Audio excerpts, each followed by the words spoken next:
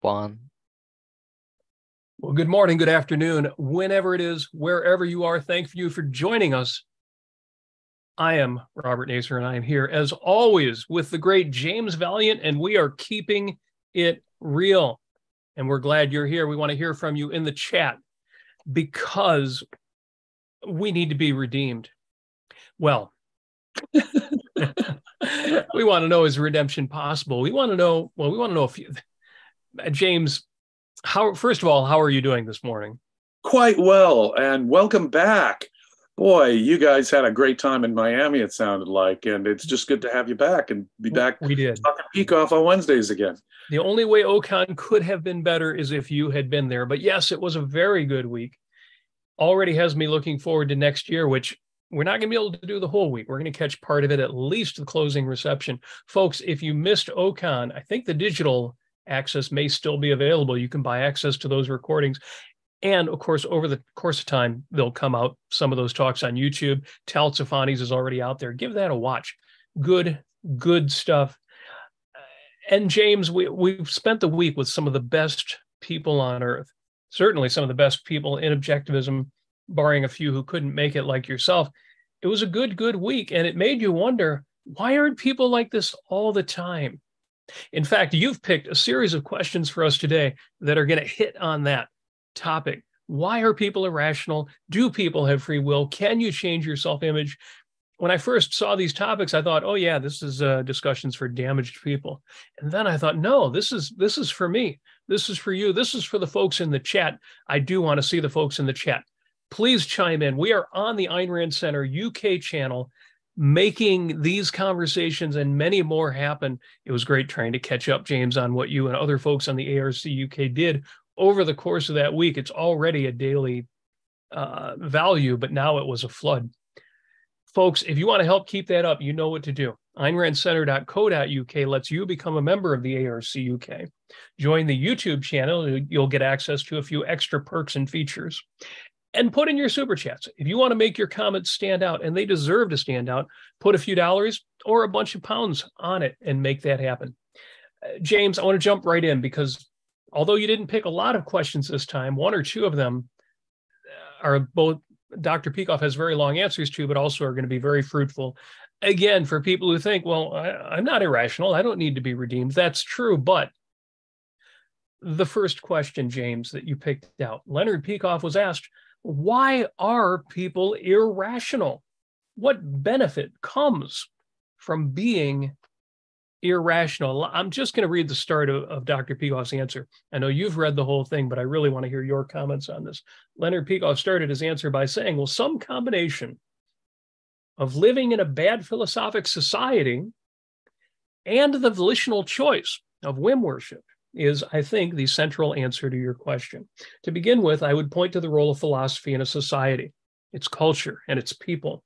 When you had a philosophy that stressed reason in this world and self-interest, such as that of the ancient Greeks or the Enlightenment, well, there were, of course, bad, irrational people, but the majority of the people went with that philosophy. They were shaped by that philosophy.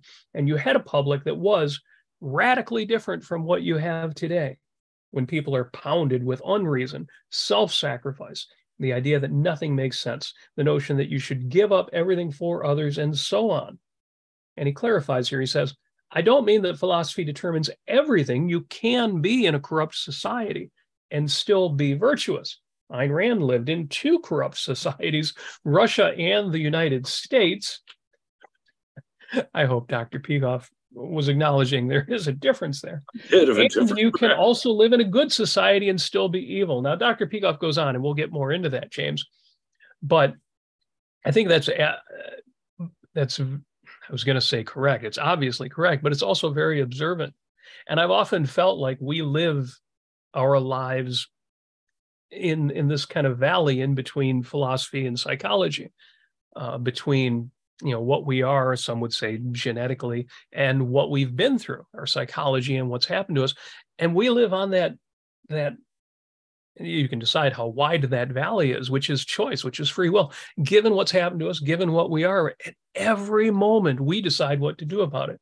But Dr. Peikoff is so right about, but we're in this culture. We are reinforced by the culture, by the dominant philosophy. Robert, if I took you back in a time machine 1,000 years, and I were to tell you that person X 1,000 years ago thought slavery was just inevitable and was necessary, or a belief in God was simply unquestionable, and of course there's a creator to the universe, and what kind of a heretic are you that you don't, what kind of an infidel heretic are you that you don't believe in God?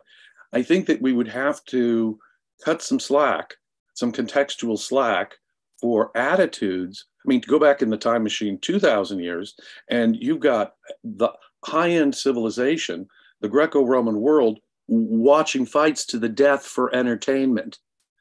So I think we would be, in some ways, horribly shocked if we went in a time machine. The further back we went, the more shocked we'd be about how they accept violence and oppression, and how they have very superstitious ideas, alien to ours in the 21st century. But we would have to cut them slack, just as I think it's only fair to cut people in the 18th century who owned slaves, like the founding fathers, and at least in some cases, cut them a little slack. After all, slavery was still the norm around the world. And so context. And this applies even to people we know here in the 21st century. If someone you know had a particularly rough upbringing, or if someone you know came from a particularly dark culture, and everything around them was some kind of mystic, nonsense, collectivist nonsense, raised in some horrible mystic collectivist context, and knew nothing else, wouldn't you cut them more slack in terms of their education arc? Now, all that being said, genetics does not decide everything. Genetics doesn't decide anything, I think. My genetics cannot determine the contents of my consciousness at all. And those kind of people, those kind of determinists are just wrong, and they deny the existence of consciousness.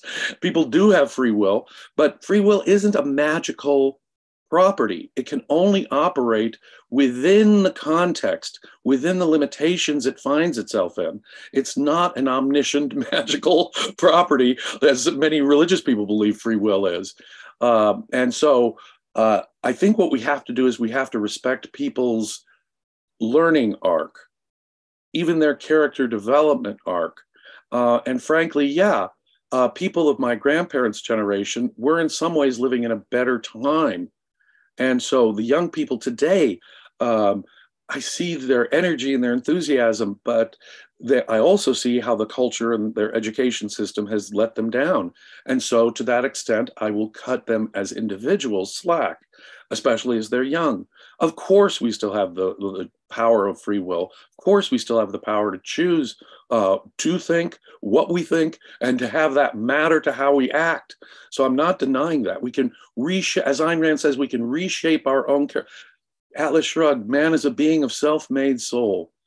You see, the old philosophers like Hume, they talk about emotions being the source of all ethics. It's just emotions, values boil down to emotional preference. Well, he didn't understand that emotional preference was itself programmed by our cognitive evaluations.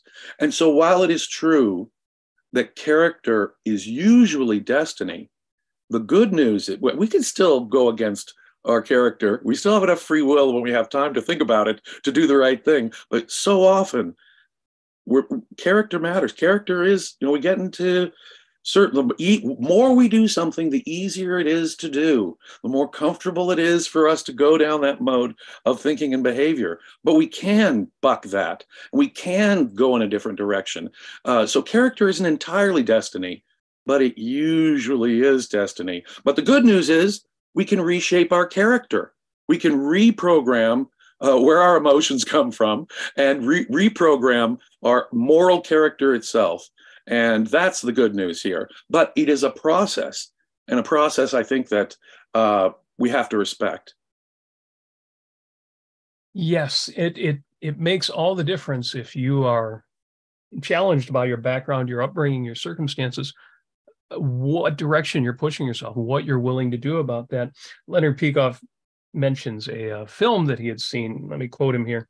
He says, I marked a little passage a novel, in a novel that I've been reading, which made this issue clearer to me simply by the perfection of the formulation. This is from an early obscure work by Evan Hunter, aka Ed McBain, who is a very excellent writer, and judging by his work, a very corrupt person. Now, this is an early novel called Budwing, which I do not recommend, but this is a tiny exchange which I think will be helpful. And Dr. Peikoff explains, a woman at one point tells a man that she had once decided to commit suicide by jumping off a bridge on a rainy day. And he says, why did you think that?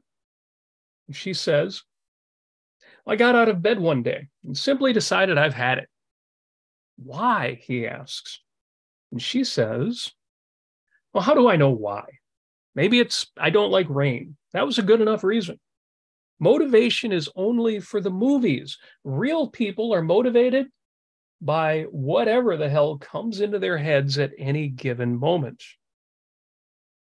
And Dr. Peikoff goes on, if that isn't a perfect statement of what objectivists call whim worship, you will never get another one like that. I think the line, motivation is only for the movies, is perfect, because what it says is that motivation, in the sense of having a goal, planning it out, and being moved by it, is some artificial unreality. It says that these artificial stories with a beginning, middle, and end are not applicable to human beings.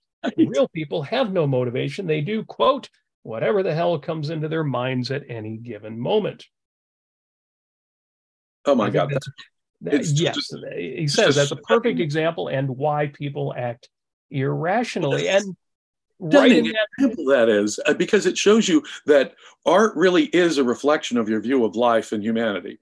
Your view of man and the universe is going to shape and condition your view of art. And what they hate about romantic art that has a plot, that has motivations, what they hate about it is that it would reflect that, wait a minute, that you're saying that I have some sort of control over my life. You're saying I have some sort of, and so they reject the metaphysics, they reject the art. But you see, that's the difference. No matter what your context, if you're that gone, if you refuse to think at that level, you are immoral. And I don't care what your context is, going back to what I said earlier, you are willfully refusing to improve your condition by thought.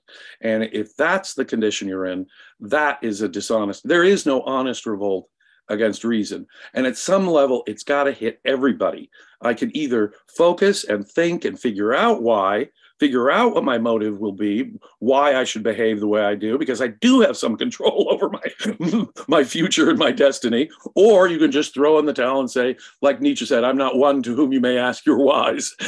And that's that. You know, one of the reasons behind today's show and the reason why I organized it, I recently finished reading a memoir of someone, a person who was interested in Ayn Rand and spent many years in prison because he'd committed some pretty horrible crimes, and many years ago, decades ago. And he doesn't like talking about his childhood and his background for the very reason that he doesn't regard it as an excuse. So he will avoid talking about his horrific background because he will say to you, no, I made the choice. It was my decision. I knew better. I could have done differently, even when I was a young man making those bad decisions. But you hear about his background from the time of 4 or 5, being exposed to horrific violence before his very eyes, both of his parents being heroin addicts, worrying twice, seeing mom overdose, and hearing the discussion about whether she'd die. His parents encouraging him to be violent as a small child, encouraging violence as a solution. So when you hear about this horrific childhood he had, most of us would think, okay, there's going to be a lifelong tragic outcome of one sort or another from this kind of a childhood. He did end up a criminal as a young man, and he was sent to prison. And there came that revelation. He still was engaged in bad behavior. There was still that moment when he was not thinking straight at all. And but there came that revelatory moment when I'm where I need to be. And it was Ayn Rand. What is fascinating is that it was through his mind and Ayn Rand that he pulled himself out. And he went through the slow, torturous process of changing his character, changing his behavior. And by the end of it, he's this honest moral crusader. I highly recommend the biography of the autobiography of Michael Leibowitz called View from a Cage. Do I have quibbles about his formulations of objectivism? You bet I do. But the point is, it represents his understanding as it was developing at the time. Now, if someone like him can do that, if someone like him, through sheer dint of thought and effort and character reformation, and it wasn't easy, and it took years. He had to study psychology and get into his mind, understand why, his parents had the effect that it, end up not blaming those parents, even though understanding their role in that. It's a heroic character arc, spiritual arc, and I highly recommend people do it, because I know free will is axiomatic level knowledge. But if I could infer it logically, this would be one of the examples. I mean, obviously, the creative range of the human mind would be my first example. But on the other end of that spectrum, how far you can come from with free will, that would be another example that would be among my very first. I have to say, yeah, it is a choice. It really, really is a choice we confront in our own minds, either to think, to improve our lives, or not.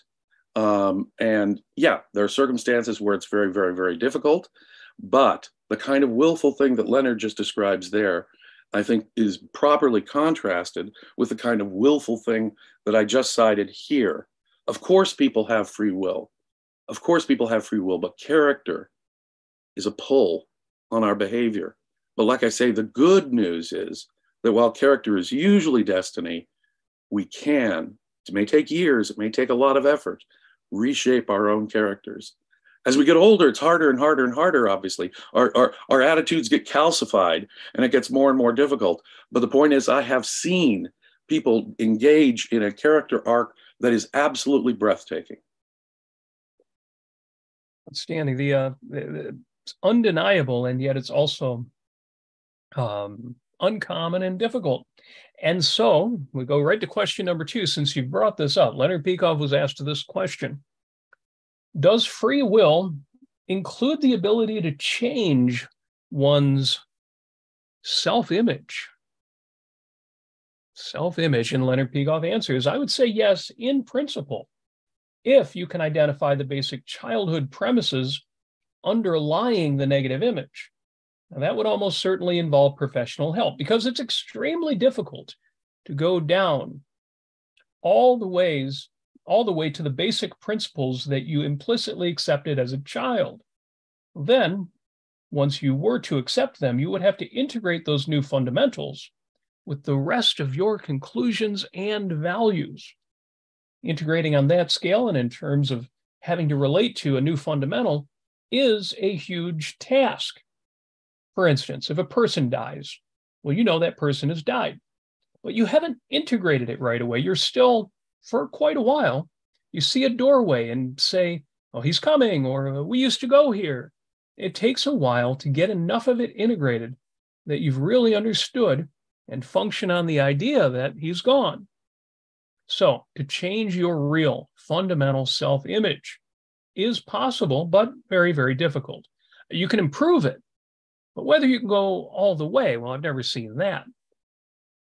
I think that age is relevant as well. How much time do you have? How long have you automatized the errors? If you're thinking about this at 17, that's a very big difference from 67. And then he goes on to talk about psychology as well. But James, you talked about character, and I think self-image is certainly related to that. Fundamental to this entire issue. It was, for example, to continue with the example of this fellow's memoir, I mean, it was the horrific self-image that was implanted in him by his parents and his early peers, obviously. You're no better than this. Violence is the way to do it. That's the only way you're going to solve this. Think of the fear of abandonment issues from the time he was a toddler. Mother was disappearing for hours on end with her heroin, and he didn't know if she'd come back. He twice saw her nearly OD to death. So this fear of abandonment, of course, led him to be very possessive, and with his girlfriends, and that's of course what led to the crime that got him into prison. He became very possessive and jealous and controlling, but he didn't understand that at the time. It was only later when he could stop, when you could get into counseling, read books on psychology, do some introspection, begin to think, oh my God, that's how that affected me. And that now I need to consciously act against jealousy and controlling with the people I care about. They're not mom. Mom was the one doing that. She was subjecting me to this fear, insecure attachment and this fear of abandonment. I'm going to have to self-consciously let go. And then when he did that, he started getting on this positive cycle of self-esteem, of a cycle of trusting good people that paid off, so that suddenly he could see that, hey, wait a minute, if I'm better character, they'll trust me. Then they have this positive cycle going, and he starts earning self-esteem slowly, bit by bit by bit, so that his own self-image of his own character can change. It is a remarkable story, but that's how you have to do it. Leonard is exactly correct here. It's not easy. And if you've got a traumatic childhood, it's almost impossible. That's why I regard this as an exceptional sort of heroic story of someone self-consciously going through all the steps of that process, which is not an easy one indeed. Yeah, Dr. Peikoff ends his answer in that context. He says, also very important is what kind of psychological knowledge is available to help you. I'm pretty sure if civilization continues that, well, in a few centuries, this kind of knowledge that we need will be at least closer to being available than it is today. We may still be at an early stage of development, that there's not much that can be done to help you. In principle, though, something that you created is something that you can change. Unquote. I always bring up Bethany Hamilton, who says, I don't need easy, I just need possible. It is possible, but yes, it's going to be rare for its difficulty. We go back to the current state of not just psychology, but philosophy. Oh, and yeah. This idea that philosophy is irrelevant to life. And, that's just movies. Well, just think, if you didn't have the cognitive theory of emotions, if you were, say, in the position of Hume and it all was just emotions, just given, there's nothing you can do about it. That's who you are, Robert. No matter what weird feelings you feel, no matter what jealousies or envies, no matter what anger that you feel out of control, that's just you, Robert. Go with it. Now, if I were to tell you that and you didn't know where emotions came from, you'd feel out of control. You'd feel complete, oh my gosh. So my choice is either repress my emotions and try and go by my logic, or be a complete whim worshiper and go with my emotions all the time. Well, that's no choice. That's a miserable existence, nor is it really a harmonious existence between our free will and our psychology working together to make our life a better, happy thing. At OCON, we had the OCON's Got Talent. It's becoming a regular feature. We used to trade that off with karaoke, but I think OCON's Got Talent has won out. The people performing were outstanding. If you haven't heard about that, look it up on the OCON 2023 Facebook group, because really inspiring performances. I got to play a small role in all of that. Another one of the performers, Antonio, did Frank Sinatra's My Way. Now, you've got to be pretty bold to take on Frank Sinatra, and he did a great job with it. But that brings me to question number 3, because Leonard Peikoff was asked, can a rational person have regrets? I think, well, regrets, I've had a few. He was asked, though, if so, how do you get past such regrets? Now, that's a great question. If we're talking about refashioning your self-image, and even just the question of what does free will make possible when you've already got a character and a culture. And let me read the start of Dr. Peikoff's answer, but I want to hear your thoughts on this. He says, yes, certainly, a rational person can have regrets. Obviously, if what he has done in the past is immoral, or even if he is rational now, he still has to say, I'm sorry I did this. I wish I hadn't done this. I feel regret about it. Well, if he were to say, yes, I did those awful things, but what the hell, I'm rational now, so let's just forget what I did in reality. Well, he would be evading a huge amount of things and the appropriate evaluation of them. Even if he wouldn't do them tomorrow, he did do them yesterday.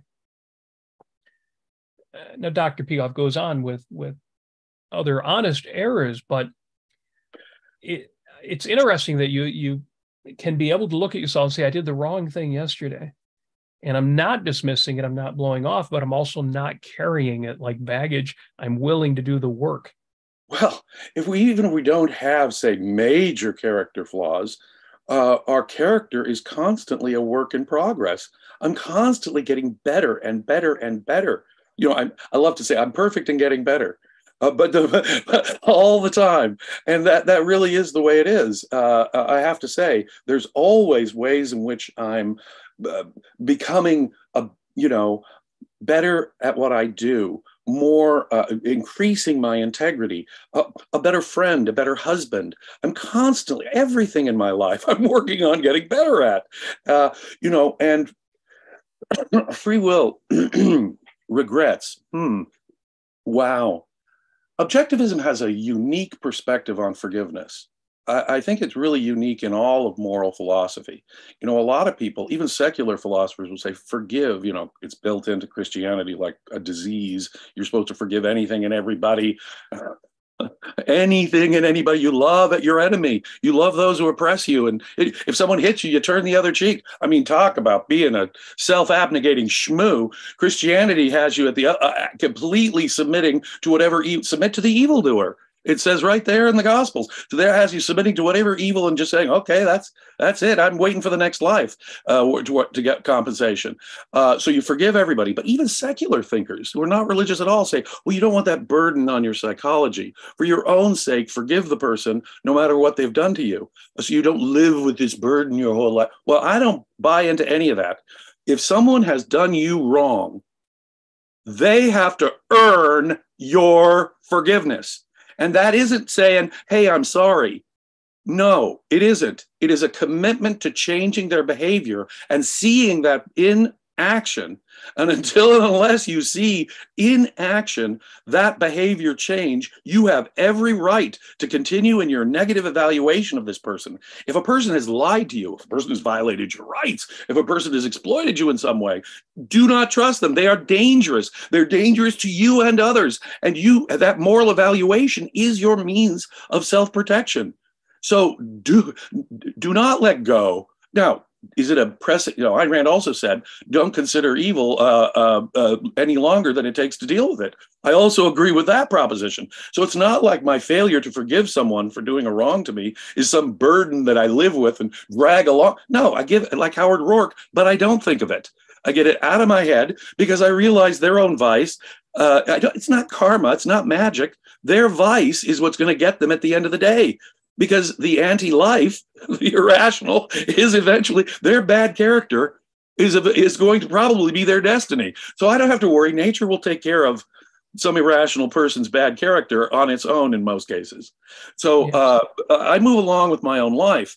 But on the other hand, forgiveness can be earned. It may not be easy, and the worse the thing the person did, the harder it is to come back from that bad action, and the more they need to demonstrate reform. But forgiveness cannot just be handed out for free. No, forgiveness must be earned, and it must be earned through action. A person can say, "I'm sorry." But unless they're willing to pay restitution and try and make it right, unless they're committed to changing their behavior, and unless they put that commitment into action, there is no basis to actually just say, I forgive you. That would be irrational. Well, you pretty much covered it all. I was going to mention that, yes, besides an honest and earnest apology, you can tell the mark of an honest man because when he does something wrong, he expects to make it up, to offer some kind of restitution where that's possible, and to show the evidence over time that he's changed, not just, well, trust me now, I know better. Trust me now, I've learned my lesson. Yeah, how about you prove that over the course of time? And the person who bristles at that and says, why do you expect that from me? That is not a person you have any reason to forgive and every reason to withhold that from. In the memoir that I was talking about, the critical moment happened for him when an older inmate said to him early on in his sentence, no, Michael, this is exactly where you need to be. And he hadn't really fully absorbed that. And he started thinking about it and absorbing that and realizing, no, it is appropriate that I get separated from society and have time to think about my misdeeds. And it's appropriate they punish me. And it's appropriate to keep society safe from me right now. When he came to that think of the self-honesty. Think of the vulnerable introspection that takes, the courageous sort of introspection that no, I'm where I need to be, and I'm going to stay until I really have changed in a fundamental way. Wow. And the reality orientation of being able to say, whatever I feel about it, given my actions, this is the correct result. This is the way this is reality. This is what happens when you do those things. And if I don't want this, I need to stop being that. Incidentally, in the chat, Kindred Amy points out the name of the book is View from a Cage, My Transformation from Convict to Crusader for Liberty by Michael Leibowitz. So thank you for that, Amy. She also points out, and we'll take a moment here to celebrate, that the ARCUK is now over 5,000 subscribers, and things are looking up in all sorts of domains. If you want to help with that, if you want to see us go from 5,000 to 6,000, 7,000, 10,000, by all means, please take a moment to click the like button, share this on your social media with anybody who you respect, who you think will enjoy this conversation, get something out of it. If you're not already a member of the ARCUK, consider becoming a member. Consider becoming a member of the YouTube chat as well. But those likes and shares cost you nothing. I would say they cost you nothing but your credibility, but they boost your credibility. They show what fine discernment you have in philosophic ideas and people sharing philosophic ideas. I do appreciate the conversation going on in the chat, though, about this book and about this topic. Cyrano d'Anconia says there is this notion in our culture that if one is proven to be a hypocrite, then one must always choose bad because one has no right to be good. We do that. We write people off.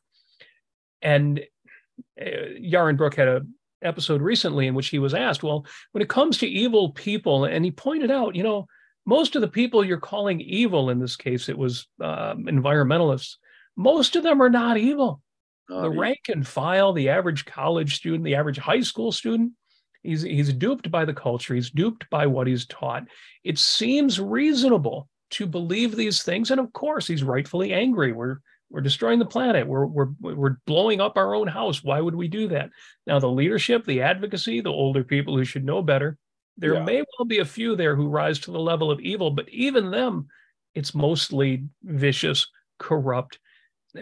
We don't want to overblow that sense of evil and then say, oh, since I have regrets, I'm irredeemable. Why bother? I want to say something on that score. I have seen people go from what seemed like the most horrific opinions to far more rational opinions because, they were busy living their lives. They were raised in a screwed up culture by screwed up parents, and they had a lot to unlearn and then relearn. And I saw them to heroic extents do so. The cases where I least I'm likely to find that are among intellectuals and intellectual leaders. And so we're going to have, I think Leonard is going to make clear here in a second that he doesn't think he's never seen in his own life someone truly evil, totally reform. And I would point out to him, hanging out with intellectuals, hanging out with academics, hanging out with political people and media people and people in the publishing world, as he has most of his life, I would say that is probably a very, very unpromising sample of people to look for. I would look much more for people who are ordinary and have not been corrupted, for example. The less corrupted they are by universities and the less committed they become to the advocacy of these evil ideas, the more likely they are. Because there's also the phenomenon of human pride. The more it's pseudo pride. It's not real pride. It's this pseudo self-esteem, this false self-esteem. Once they've stated an opinion, it's like it's harder and harder. They dig in their heels, and it's harder to get someone to undo an opinion that they're more and more committed to, as if their self-esteem is attached somehow to this false idea, when a true sense of self-esteem would have them orient themselves to reality in the first instance to have that self-esteem. But no, their pseudo self-esteem gets them committed to this wrong idea, and they're never going to change. So the more committed an advocate, the more committed an intellectual is on this, the less likely I think it is they are to change, just as a matter of human nature. Part of the answer I didn't finish from 3, but I want to mention, since you brought up view from a cage, Dr. Peikoff says, well, you say, how do you get past your regrets? And it depends on what you did. Some regrets you can't get past because they're mortal sins, capital crimes, let's say. But assuming that it can in some way be made up for, well, you should do what's possible to correct it. If it's an error of knowledge, then there's nothing you can do unless you realize you were counting on something that was wrong. Well, then you try to correct whatever method might have been wrong. If it was an immoral past, well, then, of course, you have to check thought and action. What was your method of mental functioning that permitted this immorality? And what kind of action can you take to recompense the victims, if any? Well, this is the only way. In other words, you have to pay back as much as possible what you got immorally, and change yourself to the extent you can, so that you will not be able to do that kind of thing again. That's the only way you can get past your regrets. And then he says, I just want to point out that you can't regret your nature. A rational person can't say, well, if only I were omniscient, then everything would be great. And I'm really sorry that I'm stuck with this. Gosh, omniscience really would be helpful. I could avoid so many mistakes, Robert, if I knew everything. If only I were perfect, and by perfect, not what you mean, morally perfect, but transcendently perfect, incapable of. Right. If you were incapable of morality, you'd have something even more. Didn't have my context. Didn't have my religious mother or my abusive dad, or I wasn't raised in North Korea, or something like that. I mean, you really have to appreciate yourself, your own context too, and where you're coming from. When you hear someone like Cage from a View, he dismisses it. No, he had a childhood more horrific than nearly all of us, and yet no, I don't even like talking about it. No excuse. I did wrong. Coming clean about that. Wow. So, if anything, he doesn't cut himself enough slack for his context. And that is an important thing too, because he is now in a place where it's inconceivable to him where he would lie or violate someone's rights. I mean, it's just inconceivable to him that he could be dishonest. It's inconceivable to him that he would be violent now to people. So you can transform yourself into a person who really is not capable of it, but it is a long, laborious, slow process, and you have to address it. And you know when that character isn't there and when that character is there. And it may be a rare phenomenon, but it's real. People are capable of change. That's true. In the chat, Cyrano D'Anconio says, you may not have moral credibility with others, but you can always choose good, and that is the right choice. And the example you gave, Mr. Leibowitz, has that perspective. He's not expecting people to say, well, given what you've been through, it's okay because I see now you get it. No, he is expecting to constantly have to prove himself. And that's unfortunate, but it's a result of what he's been through. And unfortunately, some people are expecting miracles in that regard and will never forgive him, even if he deserves it.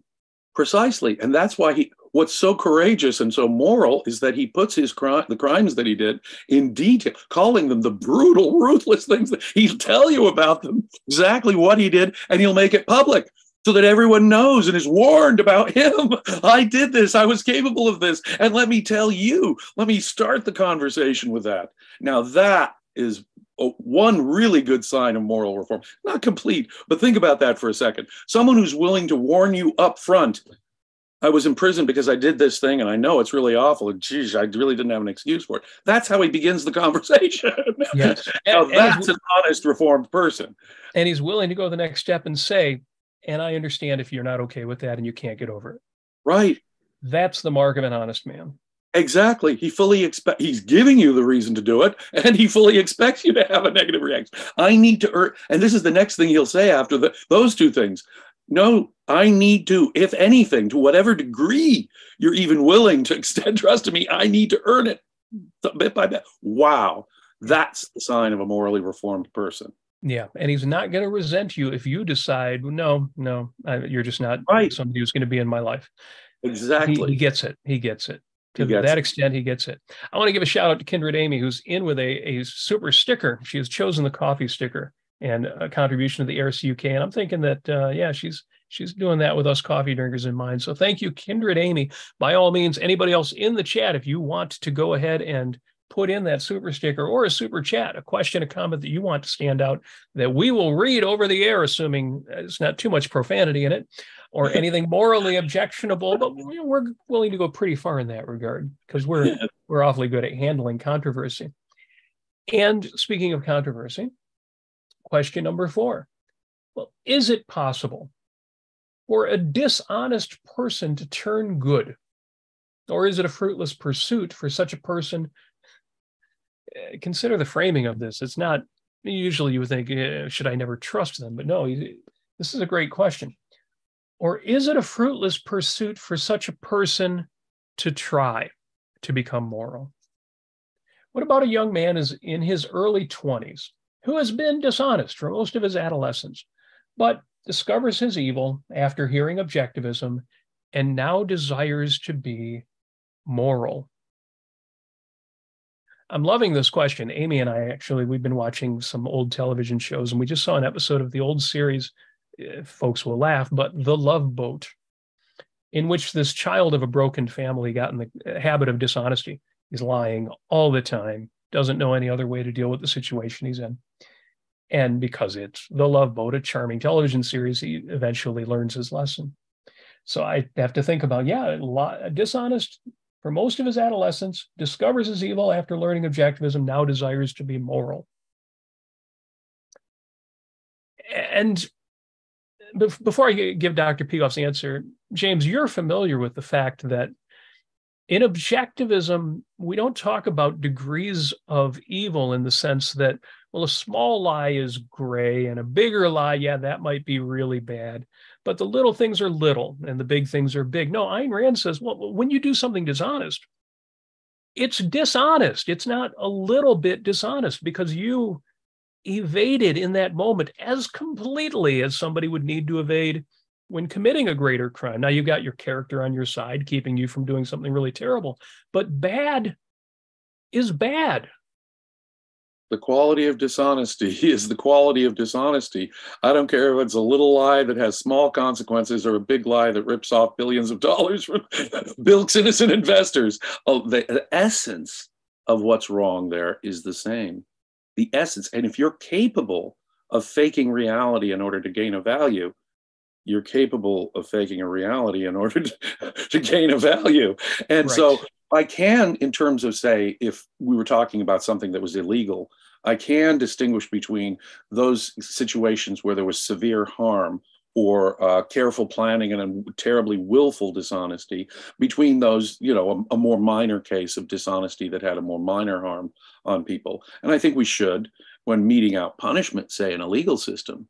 But on the other hand, the essence of what made something wrong, if you're a thief, you're a thief, whether it's a petty theft or Bernie Madoff bilking millions from people. I haven't finished the book, but in the chat, Cyrano d'Anconia says Samanow's book, Inside the Criminal Mind, for most of it, it seems that he's intransigent and offering little hope about reform. And then, I don't know if you read the book, James, but Cyrano says this. Yeah.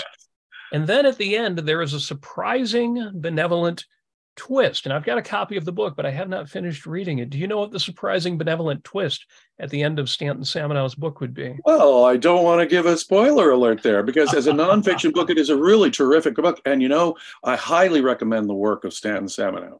He is a really insightful criminologist. I was a prosecutor, deputy DA prosecuting crimes for almost 18 years.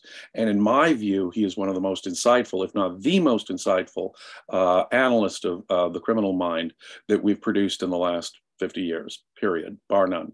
And, I just wanted to connect it back again to Mr. Leibowitz. He's in there in prison reading Stanton Samanow and loving it. And through the course of this book, Stanton Samanow, It's your fault. It's your yeah. No, no, it's your fault. And there he is. Yeah. And the truth is, yeah, it is a matter of, so often it's a matter of our background that disadvantages us. So that, sure, are there people from bad backgrounds who choose differently? You know, Michael was deeply aware of that. That's why he says, I had a choice. I could have at least done better. And so he doesn't cut himself slack that way. On the other hand, yeah, when you learn about backgrounds and character and psychology, you begin to realize, yeah, there are certain patterns. If you were abused as a child, the odds of you ending up a criminal go way, way up. And so it's not that there isn't free will, but there is such a thing as psychology. But there is, let me just give you the bottom line there is such a thing as reform. And Stan Samanow still believes that human beings have some capacity to control their destinies. Let me just summarize it like that. So without spoiling the book any further, I would just recommend any of the work of Stan Samanow. Begin with a book called Inside the Criminal Mind. Excellent. So Leonard Peikoff begins his answer, can a dishonest person turn good? Again, talking about adolescence here, so early on, and not an older person for whom it's become completely entrenched. He says, well, a lot depends on what you mean by his being dishonest for most of his adolescence. That certainly describes someone who is wrong, but that does not yet describe someone who is evil. Again, getting back to Yaron Brooks' discussion of that. Okay, back to Dr. Peikoff. I have said, I never saw an evil person turn good. I can imagine someone who commits repeated wrongdoings, repenting. But when I was talking about evil, I meant primarily a person who commits serious harm, such as the destruction of specifically good people and of values important to them, and who commits such harm either knowingly and purposefully or indifferently, like a psychopath not caring. In such case, we have not simply a person who violates some virtue, but one who smashes something of value, either because he doesn't give a damn about values or because it is a value and he wants to smash it. In this context, a person who's dishonest is probably more dishonest with himself. I don't take evil in this way as pertaining to what you do to yourself. If you don't do it to others, well, that means you're moral enough to keep your troubles to yourself. Even if they're bad troubles, like you're a drunkard, you're drowning your mind, you're irresponsible and weak. Well, all of that is bad, immoral, wrong, and self-destructive. But I'm not calling it evil, as in the present context, because the person has the conscientiousness to keep it to himself. Ayn Rand once, not for long, distinguished what she called neurotic number 1 and neurotic number 2. And the first was miserable, but didn't take it out on other people. And the second did. If a person, knowing that he was a drunk, drove on the freeway, or if he wrote a book vilifying someone who had once been his idol because he had been rejected, well, I definitely regard that as evil, because that is destruction, indifferently or deliberately, of a value. And then Dr. Peikoff wraps up his answer this way. He says, you say this person has been dishonest for years, but has he been dishonest? And what does that consist of? Well, he's been lying to conceal his ideas? Well, that's cowardice. He's afraid to choose the proper job. He's uncertain. If he says he now really wants to change, well, that's one thing. I can see that type of person pursuing honesty and morality and achieving it. But if during his adolescence he was really evil, for instance, he lied continually because he delighted in hurting or crippling competitors, or out of a rage that other people did better than he did, or out of envy, well, even if he's only in his early 20s, if it's on that level of corruption, then I believe that is incurable. So yes, yeah, unquote Leonard Peikoff, that nihilistic level, that desire to be evil, desire to destroy, desire to ruin values. Isn't it hard to imagine someone who's really inculcated that kind of nihilistic hatred of life and values to ever be different. No, because I went to a public high school. So I've seen that kind of bitterness and resentment and lashing out. Let me give you, just to finish up this discussion, I think in Leonard Peikoff's mind, there is a principal example, Nathaniel Branden. And in this case, I want to observe that Nathaniel Branden presented himself as the biggest fan and admirer and worshiper of Ayn Rand and her work. And no one was more extreme and fulsome in their praise of Ayn Rand for many, many years. And yet, he was capable of lying to Ayn Rand about what was going on in his head, even though he became a close associate of hers. He was able to lie to her for many years about his personal life. He was able to lie, to do all that, to keep his position with Ayn Rand, his own stated highest value, so that he could keep the living going and her good opinion of him. And at the end of the day, when that relationship fell apart, he lied in 1968 to the entire world about the nature of that relationship. So after lying to Ayn Rand for years about multiple things, he then proceeded to lie to all of us, the public, about that break.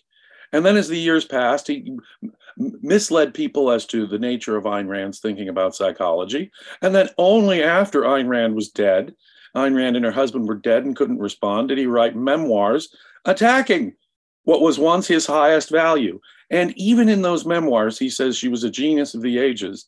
This is the greatest thing in my life that I ever knew this lady. And that's the value that he dishonestly attacked again and again and again.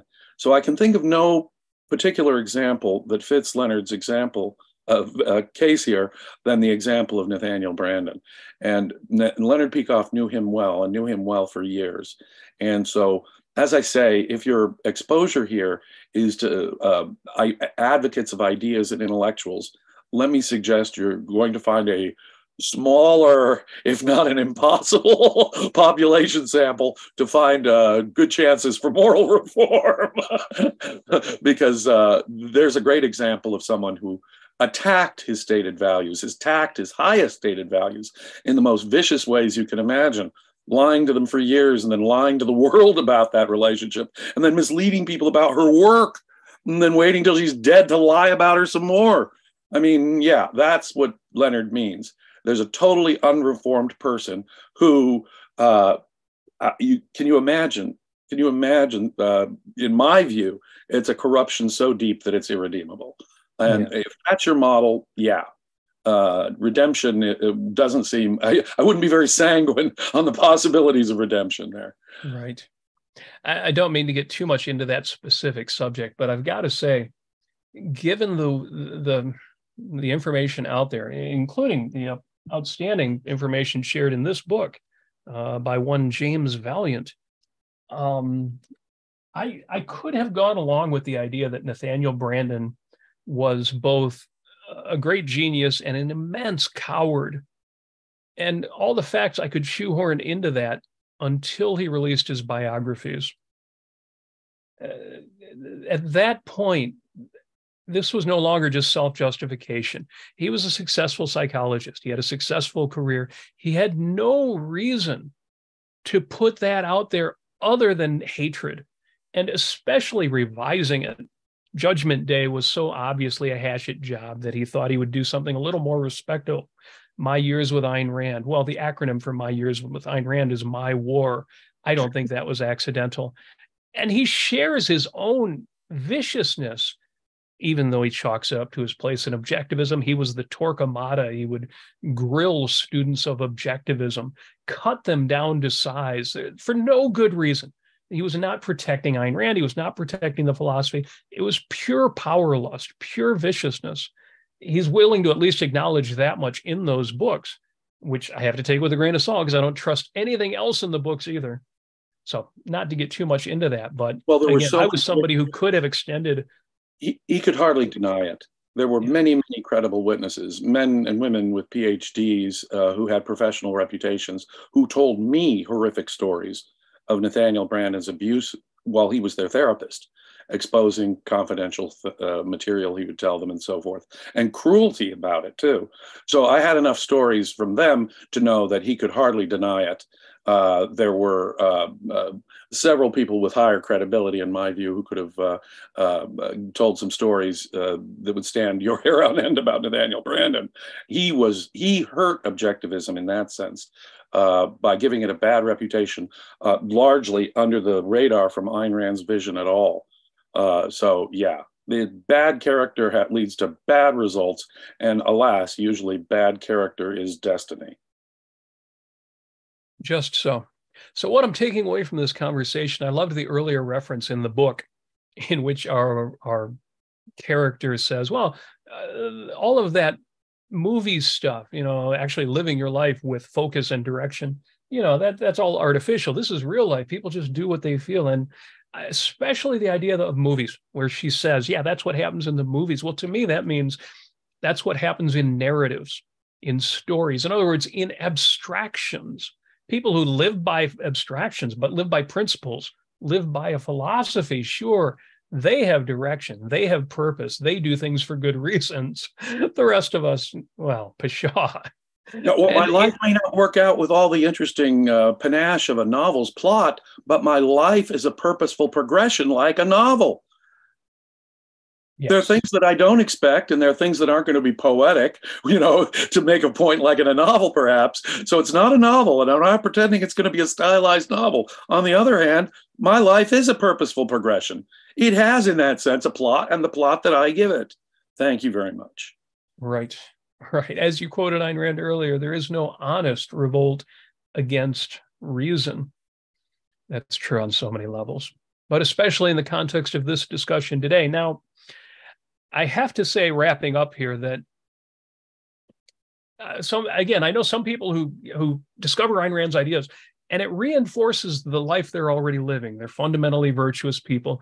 They're reasonably successful in their career and professions. They have passions, and Ayn Rand gives them a framework. That was not me. I'm one of those people who says, if you tell me Ayn Rand didn't change your life, I don't think you really got the philosophy.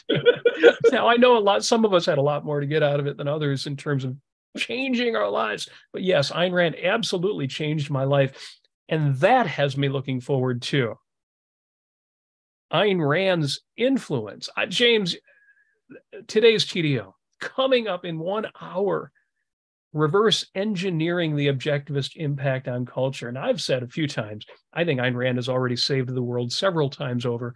Without her, I think we would be 10 times worse off than we are. But that's anecdotal, and that's just my sense of history and culture and what has happened over the course of my lifetime since Ayn Rand was still alive. I want to hear this discussion. So folks, definitely stay tuned to the ARCUK. Come back onto the YouTube channel at 1 o'clock Eastern, 6 o'clock UK time. That's going to be 10 o'clock your time, James. That's going to be a great discussion with you and Nikos Sotirakopoulos. So 2 graduate students in philosophy, or student graduates in philosophy. I am really looking forward to this next episode. Folks, if you're not already supporting the ARCUK, you know what to do. Become a member at aynrandcenter.co.uk. Definitely keep putting in those super chats. I've got to give a shout out here. We had a big super chat from Wes Stewart. No question, just support. Wes, thank you for that. Very much appreciated. You folks, you can do that too with your support on the super chat, super stickers. Become a member of the YouTube channel. Contributions can be made directly as well. And definitely become a member of the Ayn Rand Center UK. I love being a part of it, but I also love being an audience member, which I will be coming up in 1 hour. Thank you. Yeah, it'll be a great discussion. But thank you for this today. Again, moral redemption is possible. I've done whole episodes on forgiveness. I'm not done yet. And we're going to take this further. What is the impact of Ayn Rand? Find out in 60 minutes. James, thank you for an outstanding discussion. Oh, thank you, sir. Always great. Take care.